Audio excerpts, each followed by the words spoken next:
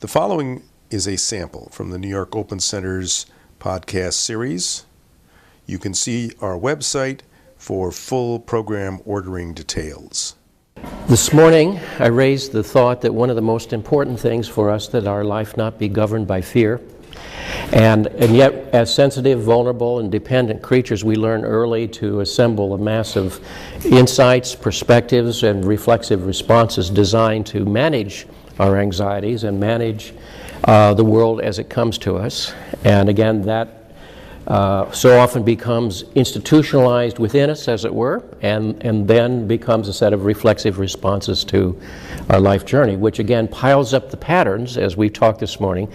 But more importantly, from what motive do those patterns show up? From the original motive, of course, which is of a disempowered time and place in one's life, limited perspectives, the interfering power of other realities that we must deal with. Now let me give you a few examples. Short story by Franz Kafka, set in Prague, naturally.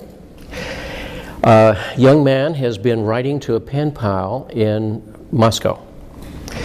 And the friend in Moscow, and by the way, in, say, 1910 and 1915, Moscow for a person in Prague would have represented the equivalent of the American West for Americans, a land of adventure, of opportunity, of the unknown. And so the young man is encouraging him to come to Moscow, and they'll start a venture together, and they'll explore the world, and so forth.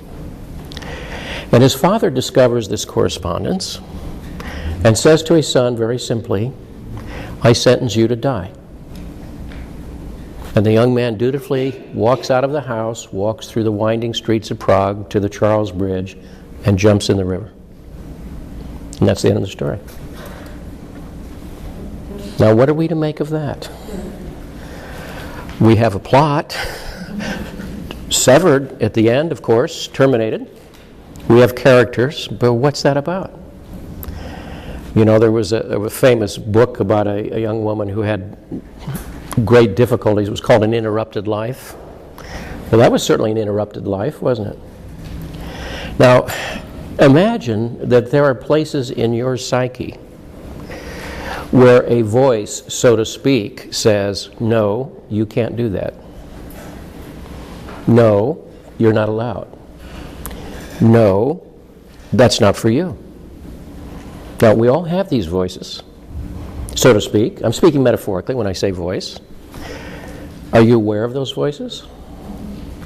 Are you aware when they show up? Are you aware when they shut you down?